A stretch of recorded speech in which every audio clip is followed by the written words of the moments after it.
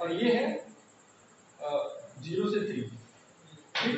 तो ये पूरा आएगा इस बार तो ये पूरा आएगा ऐसा, ये नहीं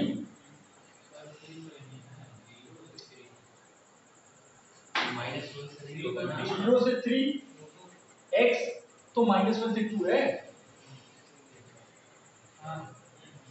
x तो -1 से 2 है और y 0 से 3 है, तो ये वाला आ गया, ठीक। अच्छा आगे बढ़ो, हमने कहा दिस क्रॉस दिस करो, 1 से 4 1 से 4, तो 1 से 4 और 1 से 4, तो इसका मतलब ये कुछ ऐसा बन के आएगा, नहीं। और इन दोनों के इंटरसेक्शन में कौन आएंगे,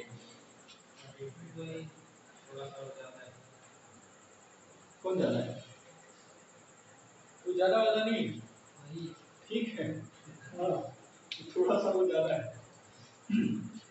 इसका मतलब ये आप चाहे तो ऐसे भी लिख सकते हैं, A cross C intersection B cross D जो लिखा हुआ है, इसको ऐसे भी लिख देंगे, B cross C intersection A cross D भी लिख दें, कोई फर्क नहीं पड़ेगा, रिजल्ट सेम है, और वो यहाँ से लिख देगा, ठीक है।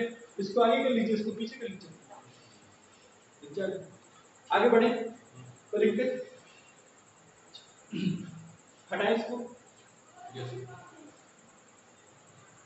अच्छा अब आते हैं सेकंड प्रॉब्लम, सॉरी कोरोलरी, इसी अब कोरोलरी बहुत मजेदार है, ध्यान से सुनिएगा।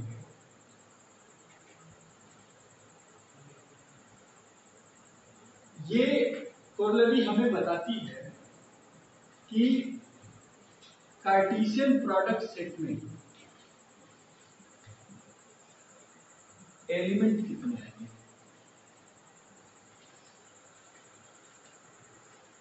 ठीक। अच्छा आपको पता है कि A क्रॉस B को यदि हम डिफाइन कर रहे हैं तो A comma B such that A belongs to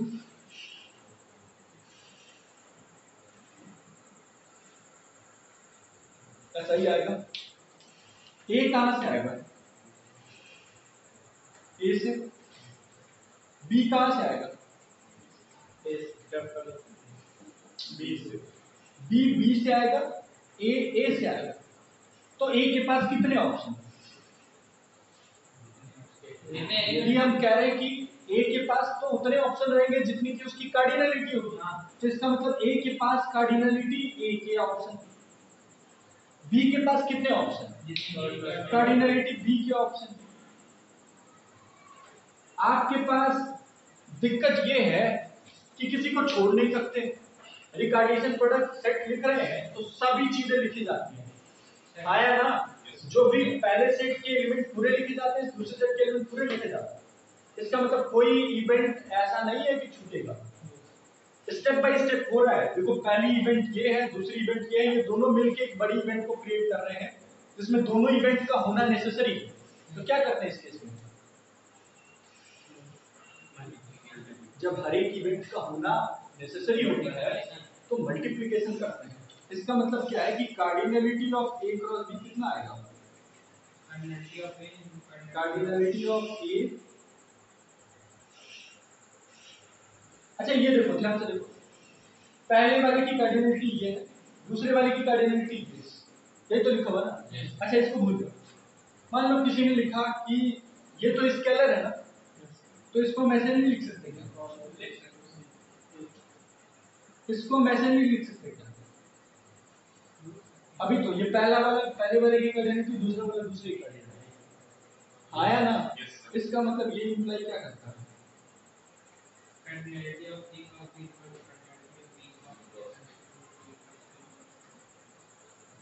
A cross B की जो कार्डिनलिटी आएगी वही किसकी कार्डिनलिटी आएगी, B क्रॉस A की, बात समझ में। अब जरा ध्यान से देखिए, A क्रॉस B की जो कार्डिनलिटी है वही B क्रॉस A की कार्डिनलिटी है, ठीक।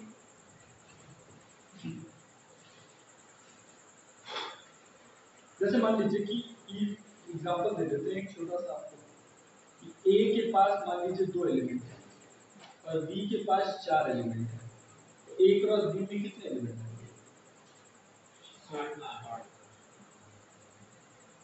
अलग अलग की कार्डिनलिटी का प्रोडक्ट 8, कितने एलिमेंट है?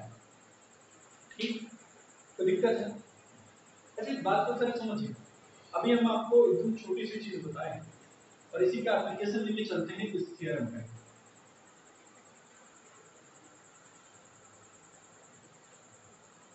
चले चले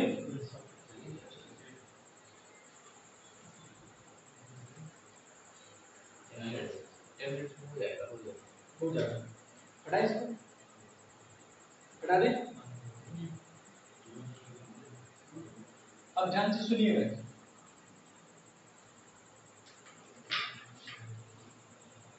थर्ड प्रॉपर्टी लिखिएगा, सॉरी सेकंड क्या इसी में कोरोलरी 2, कोरोलरी 1 था, कोरोलरी 2।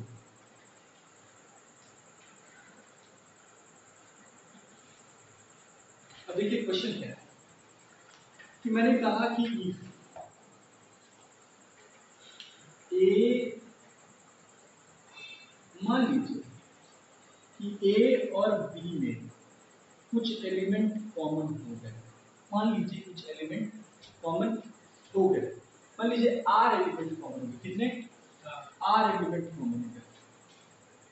तो आपको ये बताना है, क्वेश्चन डायरेक्ट आता है, आपको ये बताना है कि ए क्रॉस बी में एंड बी क्रॉस ए में कितने लोग कॉमन है।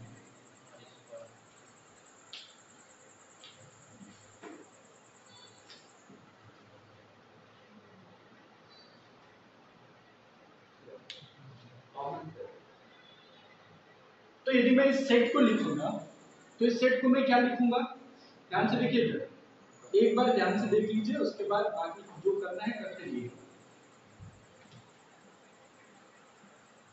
इस सेट को लिखें तो हम मान लेते हैं कि जो कॉमन एलिमेंट आएंगे वो इस टाइप के आएंगे, ठीक, या मान लो सी कॉमन डी टाइप के आएंगे, जहां पे सी कहां से बिलोंग करेगा,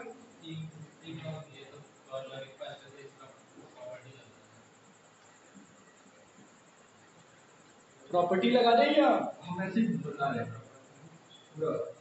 and B belongs to what,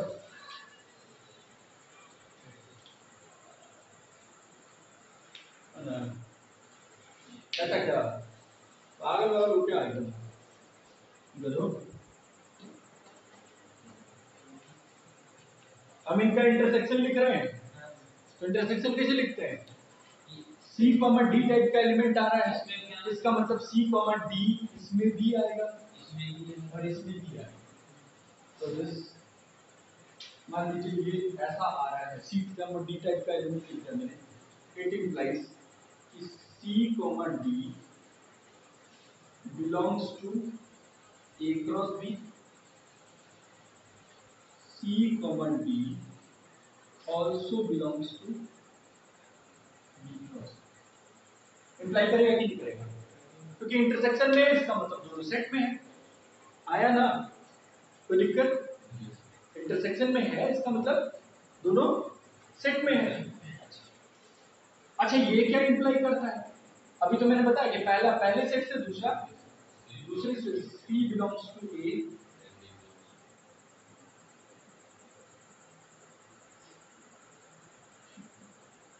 and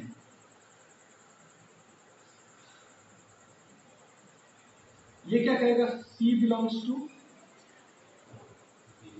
B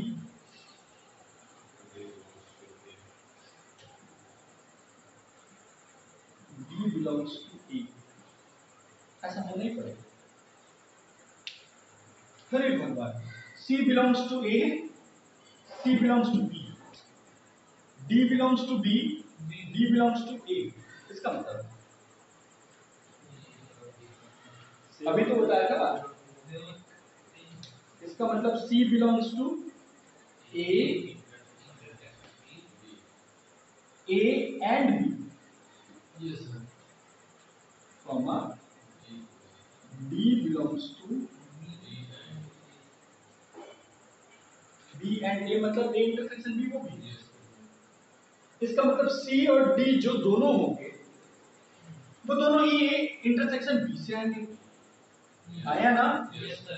यहाँ पे C भी A इंटरसेक्शन B से आएगा, मतलब वही एलिमेंट आएंगे यहाँ पे भरे जा सकते हैं जो दोनों में, और यहाँ पे वही एलिमेंट भरे जा सकते हैं जो दोनों में, मतलब यहाँ इन दोनों प्लेसेस पे वही एलिमेंट भरे जाएंगे जो दोनों में होंगे। हाँ या ना? तो यहाँ पे कौन कौन से एलिमेंट भरे जा सकते हैं? इसका मतलब इस प्लेस को भरने के ये इंप्लाई करेगा कि इस प्लेस को भरने के कितने तरीके। C has how many choices? R choices, क्योंकि A इंटरसेक्शन B में तो R एलिमेंट है। इसका मतलब C के लिए कितने choices हैं? R choices।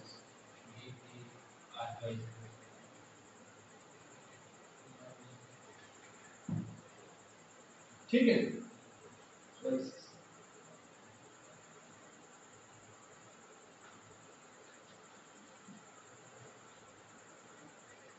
and D has R choices। C के पास भी R चॉइस है, D के पास भी R चॉइस है। इसका मतलब C D के पास कितने चॉइस है? किसी को छोड़ना तो है नहीं, और इसका मतलब हर एक इवेंट का होना नेसेसरी है। जब हर एक इवेंट का होना नेसेसरी होता है तो क्या करते हैं?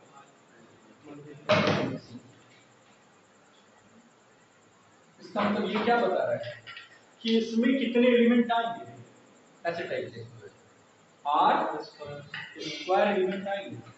इसका मतलब क्या है?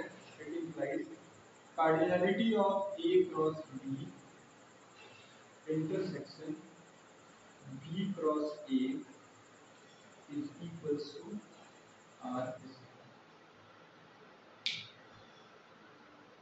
डायरेक्ट क्वेश्चन पूछा जाता है, ध्यान से देखिए क्वेश्चन।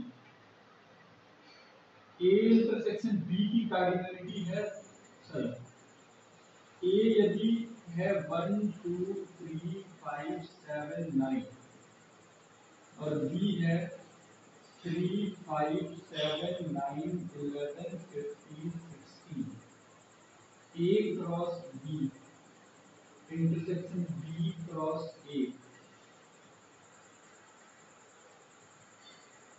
कार्डिनलिटी बताएंगे। कितने आएंगे? कितने एलिमेंट कॉमन? 4 एलिमेंट कॉमन है कि नहीं है? तो इसका मतलब 4 का स्क्वायर। क्वेश्चन आपके लिए ये है कि इसमें के वो एलिमेंट इनके कॉमन में वो एलिमेंट जिनका पहला वाला मतलब दिस 4 से बड़ा हो, 4 के बराबर है 4 से बड़ा हो, और दूसरा एलिमेंट 7 के बराबर 8 के बराबर या 8 से छोटा। दूसरा एलिमेंट 8 के बराबर या 8 से छोटा होना चाहिए, और ये वाला एलिमेंट 4 के बराबर या 4 से बड़ा होना चाहिए। ऐसे कितने एलिमेंट आएंगे?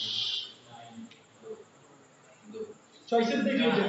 4 के बराबर है 4 से बड़ा, तो भाई 3 5 7 9 ही भरे जा सकते हैं। तो 4 के बराबर है 4 से बड़ा कौन है? 5 7 9। तो इसका मतलब इसके लिए 3 वेज, और इसके लिए कितने वेज? 8 से छोटा, तो 7 5 3 3 का 9।